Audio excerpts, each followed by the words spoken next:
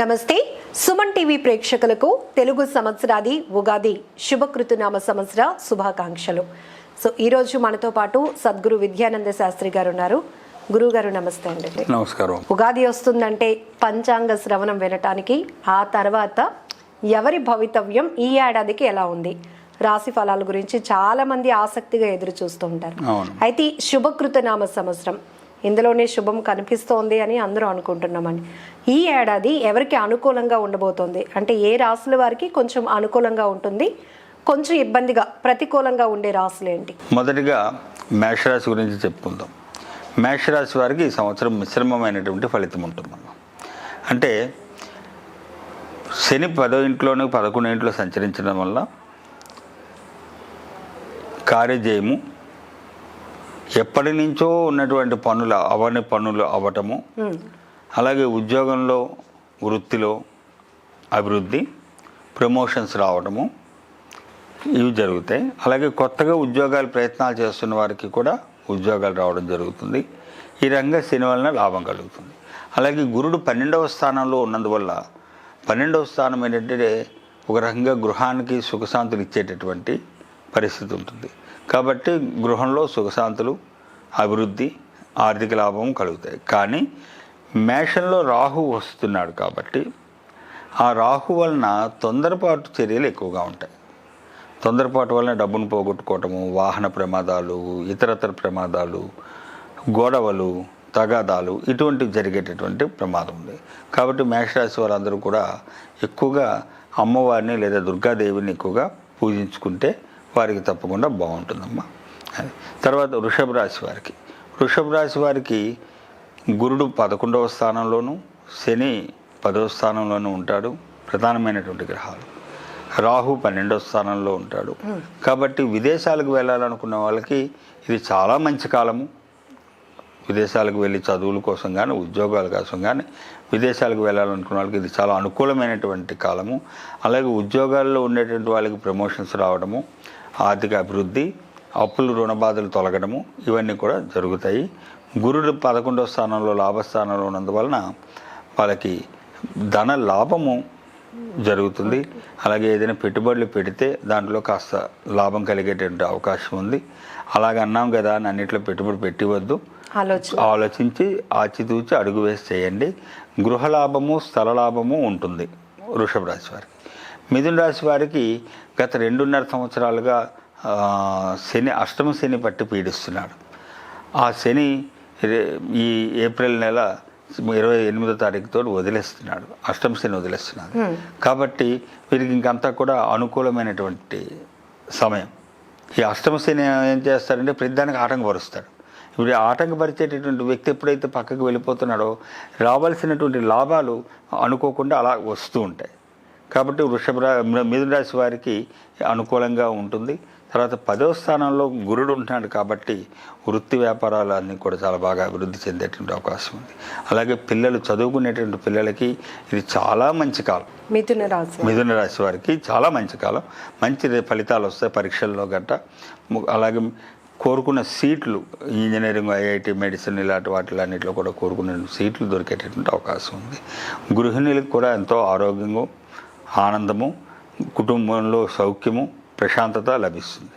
ఇంకా కర్కాటక రాశి వారికి ఇది కొంచెం ప్రతికూలమైనటువంటి కాలం.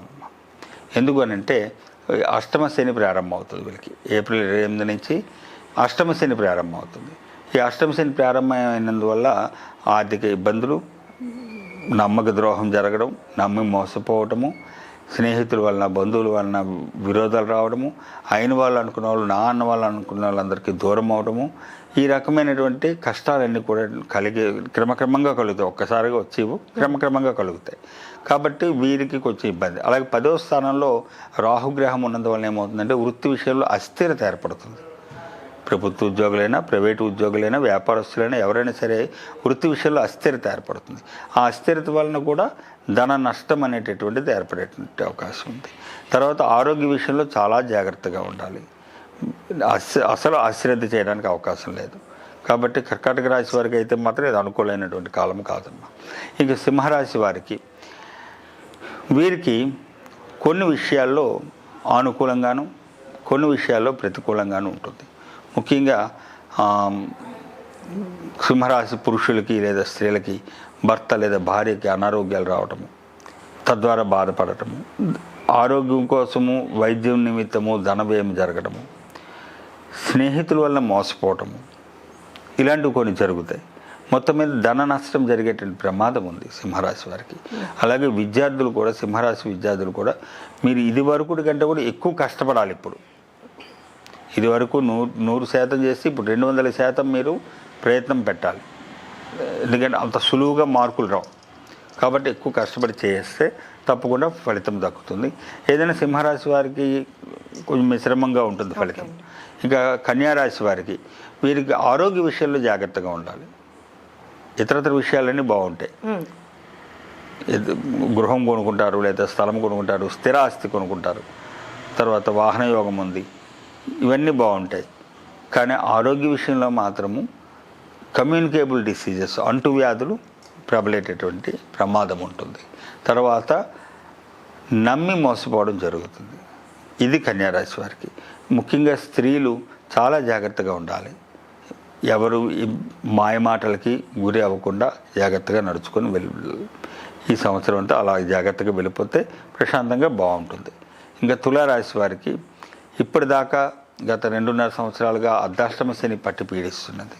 అది ఇప్పుడు వదిలేస్తుంది కాబట్టి హాయిగా వాళ్ళు కోరుకున్నది లభిస్తాయి, అభివృద్ధి లభిస్తుంది, వృత్తిరీత్యా డబ్బు పరంగా అన్ని విధాలుగా బాగుంటుంది.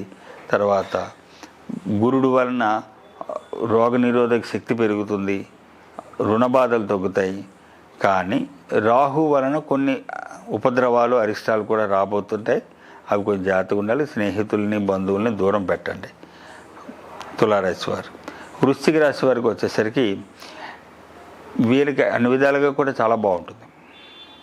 ఎందుకనంటే చతుర్థంలో శని, పంచమంలో గురుడు, షష్టంలో రాహు, వీళ్ళ వలన ఏమవుతుందంటే ధనలాభము, కార్యజయము, వృత్తిలో వ్యాపారంలో అభివృద్ధి, ఆస్తి కొనుగోలు, వాహన లాభము, ఇలాగ అన్నీ ఉన్నాయి. వీళ్ళకి బాగా కలిసి వస్తుంది. వృశ్చిక రాశి వారికి బాగా కలిసి వస్తుంది. అయితే నరఘోష ఎక్కువగా పడేటువంటి ప్రమాదం ఉంటుంది. దానివల్ల ఏమైనా సమస్యలు పడేటువంటి ప్రమాదం, ఇది కొంచెం జాగ్రత్త చూసుకోవాలి. ఇంకా ధనుసు రాశి వారికి వీరికి కూడా పాపం గత 8 సంవత్సరాలుగా ఏలినాటి శని పీడలో పడి ఉన్నారు. చాలా కష్టాలు పడ్డారు. ఉదాహరణగా గత సంవత్సరం కరోనా సెకండ్ వేవ్లో కూడా ఎక్కువ మంది ప్రాణాలు కోల్పోయింది ధనుసు రాశి వాళ్ళే. కాబట్టి ఇప్పుడు అది వదిలేస్తున్నది. ఆ ఏలినాటి శని వదిలేస్తుంది. 8 సంవత్సరాల నుంచి పీడిస్తున్నటువంటి ఏలినాటి శని ఇప్పుడు వదిలేస్తున్నది. కాబట్టి ఎంతో ఊరట కలుగుతుంది, ఎంతో చక్కగా ఉంటుంది. మళ్ళీ అభివృద్ధి దిశగా వీళ్ళు పయనం చేస్తారు. విద్యార్థులు కానీ, స్త్రీలు కానీ, గృహిణులు కానీ, వ్యాపారస్తులు కానీ, ఉద్యోగస్తులు కానీ, వీళ్ళందరూ కూడా అభివృద్ధి దిశగా ప్రయాణం చేస్తారు. వీళ్ళకి చాలా బాగుంటుంది. ముఖ్యంగా విద్యార్థులకు చాలా చక్కగా కలిసి వస్తుంది. మార్కులు బాగా వస్తాయి, మంచి సీట్లు వస్తాయి, కోరుకున్న సీట్లు వస్తాయి. అన్ని విధాలుగా విద్యార్థులకు బాగుంటాయి. విదేశాలకు వెళ్ళాలనుకున్న వాళ్ళకి చక్కటి కాలం ఇది. వాళ్ళు విదేశాలకు వెళ్ళి స్థిరపడేటువంటి అవకాశం ఉంది. సో ధనుసు రాశి బాగుంటుంది. ఇక మకర రాశి వీరికి ఇంకా కొంచెం ఏలినాటి శని ప్రభావం ఉంది. ఉన్నప్పటికీ కూడా మకరం నుంచి శని వెళ్ళిపోయాడు కాబట్టి ఒక 50% వీళ్ళకి ఊరట లభి. కానీ గృహపరమైన సమస్యలు కొన్ని ఇంకా వెంటాడుతూ ఉంటాయి. ముఖ్యంగా ఆర్థికంగా చాలా ఇబ్బంది పడవలసి వస్తుంది. అయితే వాహన లాభము, స్థలాలు ఇలాంటివి వస్తాయి. కొన్ని విషయంలో మోసపోవడం జరుగుతుంది. స్థలాల విషయంలో గట్టా కూడా డబ్బు పెట్టేసి పోవడం కూడా జరుగుతుంది. కానీ మిశ్రమంగా ఉంటుంది, బాగానే ఉంటుంది, ప్రాబ్లం. ఇంకా కుంభరాశి వారికి వచ్చేసరికి కుంభరాశిలో శనిగ్రహం కూర్చొని ఉన్నందువలన వీరికి కూడా మిశ్రమ ఫలితంగా ఉంటుంది. ఎందుకంటే శని తాలూకుటువంటి దుష్ప్రభావం రావడానికి ఇంకా సంవత్సరం పడుతుంది. కాబట్టి ఈ లోపల కొంత మంచి జరుగుతుంది. ఈ ఏడాది వారి కుంభరాశి వారికి కూడా అనుకూలంగా ఉంటుంది. తర్వాత 2వ స్థానంలో గురుడు ఉన్నాడు కాబట్టి ఆర్థిక లాభము, ధనలాభము బాగా ఉంటుంది. అప్పుల నివారణ జరుగుతుంది, అన్ని విధాలుగా ఉంటుంది. ఆరోగ్య విషయంలో జాగ్రత్తగా ఉండాలి. కొంచెం పెద్ద తరహా వ్యాధులు వచ్చే ప్రమాదం ఉంది. కాబట్టి కొంత ధనం నిల్వ చేసుకుని ఉంచుకోండి. అత్యవసర సమయాల కోసం ధనం నిల్వ చేసి ఉంచుకోవాలి. ఇంకా మీనరాశికి వస్తే మీనరాశిలో గురుడు ఉంటున్నాడు కాబట్టి ఇంక వీళ్ళకంతా శుభమే.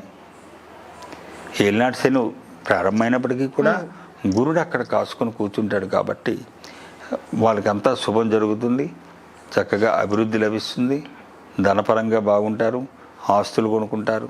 విద్యార్థులకు ముఖ్యంగా చాలా బాగుంటుంది, స్త్రీలకు చాలా బాగుంటుంది, గృహిణులు సుఖంగా ఉంటారు, మనశ్శాంతిగా ఉంటారు.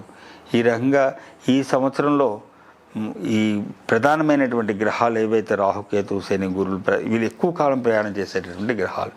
వీళ్ళ వలన కొంతమందికి మంచి ఉంది, కొంతమందికి చెడు ఉంది. ఇంకా చిన్న చిన్న గ్రహాలు మధ్య మధ్యలో తిరుగుతాయి. శుక్రుడు, బుధుడు, కుజుడు తక్కువ కాలం ఉండేటటువంటివి. వీటి వల్ల మధ్య మధ్యలో కొన్ని అరిష్టాలు వస్తాయి. కాస్త దైవారాధన చేసుకొని ఉపశమనంకి నవధాన్య దానాలు ఇచ్చుకోవడం, నవగ్రహ కోవిలకు వెళ్ళి ప్రదక్షిణలు చేయడము, శివారాధన ఎక్కువగా చేయడము, అమ్మవారి ఆరాధన ఎక్కువగా చేయడము, తద్వారా ఎదురయ్యేటటువంటి చిన్న చిన్న సమస్యల్ని చక్కగా పరిష్కరించుకోవచ్చు.